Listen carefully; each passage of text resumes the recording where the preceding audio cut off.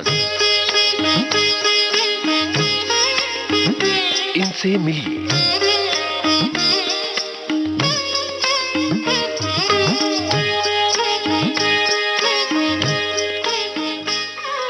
इनसे मिलिए कार्यक्रम में आज हमारे साथ हैं जाने माने कथाकार और संपादक प्रेम भारद्वाज। प्रेम जी, बहुत बहुत स्वागत है विविध भारती के स्टूडियो में। शुक्रिया। कैसा लग रहा है आपको विविध भारती के स्टूडियो में? क्योंकि मुझे अभी अभी आपसे ही पता चला कि आपका रेडियो से बड़ा खासा जुड़ाव रहा है। पहली बात तो विविध भारती बचपन से जो एक कार्यक्रम हम लोग लगातार सुनते रहे हैं और जिस चैनल को सुनते रहे हैं, तो विविध भारती एक बचपन से ही जी, जब मानस तैयार हो रहा था, कितना बन रही थी, हम लोग बन रहे थे, जो भी बनना था या तो उस समय से सुनता आ रहा हूँ। और एक और बता दूं कि मैंने बचपन में जो पहली जिद की थी जी, तो ननिहाल में मैं था और नानी से मैंने जिद की थी कि मुझे रेडियो ही चाहिए। अच्छा। इसलिए लगभग 5 साल या 6 साल का रहा हूँ, 5 साल का ही रहा हूँ, लेकिन मुझे याद है कि मैं खाना नहीं खाया था और छोटा सा गांव पे रेडियो मिलेगा कैसे। माँ ने पिटाई भी की, लेकिन नानी थी, उनका दुलार था, प्यार था। उन्होंने 4-5 लोगों को, उस समय साइकिल ही होता था, भेजा कस्बे में, शहर में जा करके कहीं से रेडियो लेके आओ, और रेडियो आया। अरे रेडियो था, तब मैं खाया और तब से लेकर आया था। कितने रेडियो आए गए, लेकिन रेडियो रहता जरूर है, 2 या 3 रेडियो आज भी है। तो ये बड़ा रेडियो के साथ बहुत पुराना रिश्ता है। अब ये बताइए कि लेखन किस तरह से किन हालात में शुरू हुआ? मुझे लगता है कि अगर मेरे लेखन की भी बात है तो कहीं ना कहीं उसके कारण या वजहों में कहीं ना कहीं रेडियो की भी है।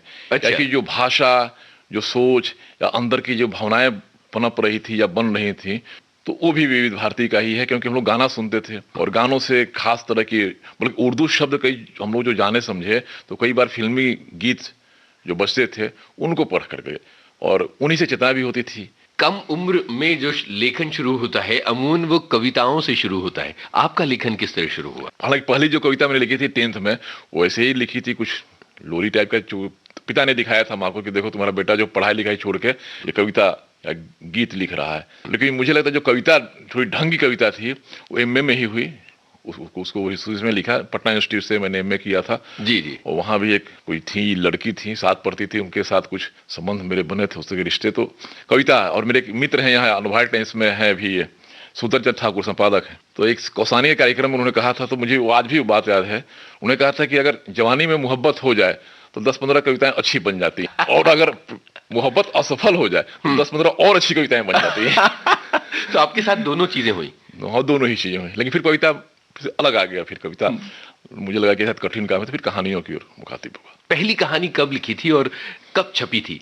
पहली कहानी 92 के बाद लिखी थी मैंने। जिंदगी की एक दिशा कब आपने अपने लिए निर्धारित कर ली थी कि नहीं, लेखन की ही दुनिया में जाना है और कोई रास्ता जीवन में नहीं चुनना है?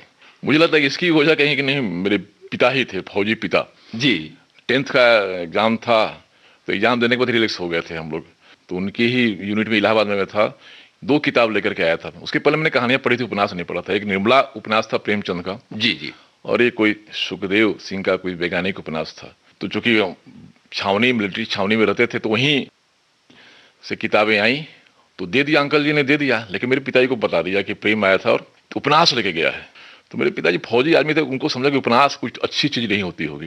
तो आके देखे तो मैं एक बहुत केमिस्ट्री की मोटी किताब के भीतर उस उपन्यास को रख, निर्मला, प्रेमचंद की निर्मला, ये खौफ था। केमिस्ट्री के अंदर, केमिस्ट्री मोटी किताब के अंदर पढ़ रहा था। आया और जबरदस्त चांटा जड़ा मेरे को। ओ। तो मेरे को लगा कि अरे ये तो इतना अच्छा उपन्यास को पढ़ने के लिए इन्होंने किया है। तो मैंने सोचा कि नहीं, अब तो उपन्यास पढ़ूंगा तो ये, लेकिन उपन्यास में लिखूंगा जी। तो लेखन की कहीं ना कहीं। इसके बाद फिर मैं एक सदस्य बन गया, लाइब्रेरी होते थे प्राइवेट में, वहां से किताबें, तो उस दौर था गुलशन नंदा, रानो मनोज, उस समय पढ़ता गया लगातार। कहीं ना कहीं उसकी वजह एक रिवेंज के तौर पे, चाहे जो भी कहिए, उस तरह से शुरुआत हुई थी। बहुत ही नाटकीय स्थिति ये सामने आई आपके जीवन की कि जब एक विद्रोह के तौर पर लिखना शुरू किया, और विद्रोह के तौर पर जब लिखना शुरू होता है तो उसमें कहीं ना कहीं एक खास तरह की चेतना होती है, एक जिद होती है। वो जिद कितनी थी आपके भीतर लिखने के लिए? वो जिद बहुत थी, रात रात भर लिखता था जी। और कई दौर गुजरे। अभी पाखी के उसमें एक संपादकीय आया है घोस्ट राइटरों पे, तो मैं बहुत स्वीकार करता हूँ कि मैंने भी घोस्ट राइटिंग की उस जमाने में, जब मैं 15-16 साल का था। अच्छा। और जब मैं पटना फिर लौटा तो वहाँ मुझे एक साहित्यिक व्यक्ति से मुलाकात हुई, उन्होंने कहा क्या कर रहे हो ये। और फिर अचानक फिर वहाँ बिहार राष्ट्र भाषा परिषद का मैं वहाँ से जुड़ा मैं, और साल भर तक तमाम साहित्य किताबें, मंटो, राजेंद्र यादव, ये सारा कुछ पढ़ गया, फिर शिफ्ट कर गया, पूरी तरह से साहित्य पे शिफ्ट कर गया। और जिद तो थी और आज भी कहीं ना कहीं वो जिद है, मुझे लगता है कि और लेखन के लिए एक जिद होनी ही चाहिए। बिल्कुल। परिवार का कितना दबाव था कि कोई एक ठीक नौकरी की तरफ उन्मुख हुआ जाए बजाय लिखने के? बहुत ज्यादा, क्या कि पिताजी मेरे को जब 6 क्लास में था तब वो गांव से निकाल के लेके गए थे बागडोगरा, वहां से फिर दिल्ली में, दिल्ली से फिर चंडीगढ़, इलाहाबाद, जहां जहां फौजी छावनियां। हाँ, फौज रहे, ट्रांसफर होता रहा। वो मेरे को फौजी बनाना चाहते थे और मैंने जो भी जिद थी कि फौजी नहीं बनूंगा मैं, बस लिखता गया और ऐसा होता गया। एक कहानीकार के तौर पर आपको किस तरह का संघर्ष करना पड़ा शुरुआत में, खुद से, अपने लेखन से और साहित्यिक दुनिया से? नहीं, काफी संघर्ष किया कि मैं 92 से लिखना शुरू कर दिया था, मैं 90 के आसपास, एमए के दौरान ही। उसमें कुछ दूसरे नामों से भी लिखा, प्रेम कुमार आशीष, क्योंकि मैं समझ नहीं था किसी खास नाम रखा जाए जी। प्रेम कुमार आशीष के नाम से हुआ प्रेम कुमार, लेकिन 92 से फिर प्रेम भारद्वाज, उससे लिखना शुरू किया। उसमें लिखा एक दो चार जगह छपी भी, लेकिन फिर एक लंबा गैप आया। जी जी। मैं लिखता तो रहा लेकिन वो कहीं छपने उपने का नहीं। फिर 2000 के बाद, 2002-3 के बाद फिर मैंने सीरियसली लिखना शुरू किया और अभी भी मैं मानता हूँ कि बहुत सीरियसली लेखन नहीं हो रहा है। हालांकि कहानी संग्रह आ गया है, एक उपन्यास में मैं काम कर रहा हूँ जी, दूसरा कहानी संग्रह तैयार है। और मेरा शुरू से मानना रहा है कि जब इतना सारा कुछ लिखा जा रहा है, जब तक आपके अंदर कुछ खास बात, नई बात कहने के लिए ना हो तो नहीं लिखना चाहिए, केवल लिखने के लिए नहीं लिखना चाहिए। तो ये सोचकर मैं बहुत कम लिखता हूँ, बहुत कम लिखता हूँ। लेकिन मेरा मानना है कि जो लोग भी हैं वो जब बहुत भीतर से जिद हो, चाहे चीजें आना चाहती है और कुछ अलग ढंग का कुछ कहने की बात हो, तभी लिखना चाहिए। आप सुन रहे हैं कार्यक्रम इनसे मिलिए।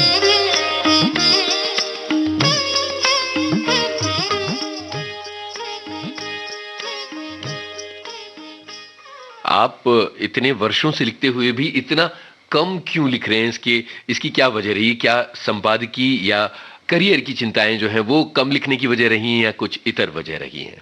नहीं, जो आप यूसुफ भाई आप जानते होंगे कि जो साहित्य का मामला जो है वो खासकर हिंदी में, तो होल टाइमर कोई नहीं हुआ है। बहुत कम लोग हैं जो साहित्य के, हिंदी लिटरेचर के होल टाइमर हैं जी। वो कुछ ना कुछ करते हैं, कुछ ना कुछ करते हुए फिर साहित्य रचते हैं। बिल्कुल। और राजेंद्र यादव अक्सर कहा करते थे कि हिंदी के राइटर जो 80 या 90% हैं वो थके हुए और निचुड़े हुए लोग हैं जो ऑफिस में जाते हैं और केवल रविवारी लेखन करते हैं। वीकेंड पे जाएंगे, थोड़ा सा फुर्सत मिली तो वो लिखिए। तो इसलिए ये है, कैरियर का हो चाहे कुछ और हो, स्पेस का समय कम मिलता है, इसलिए बहुत कम लेखन हो पाता है।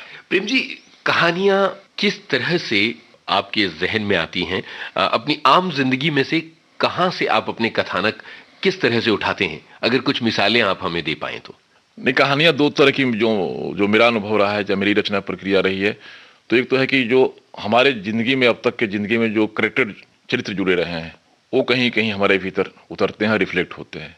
लेकिन उस करेक्टर को जो मैं मानता हूं कि जो समय बोलता है, अगर कहानियों में आपका समय नहीं बोल रहा है, समय ध्वनित नहीं हो रहा है जी, तो मेरे हिसाब से वो उतना सही नहीं है। हालांकि इसके दूसरी तरह की मानने वाला, जैसे प्रियमवद मानते हैं कि नहीं, कहानी में जो है वो कालबोध नहीं होना चाहिए, वो कभी भी किसी भी समय की हो।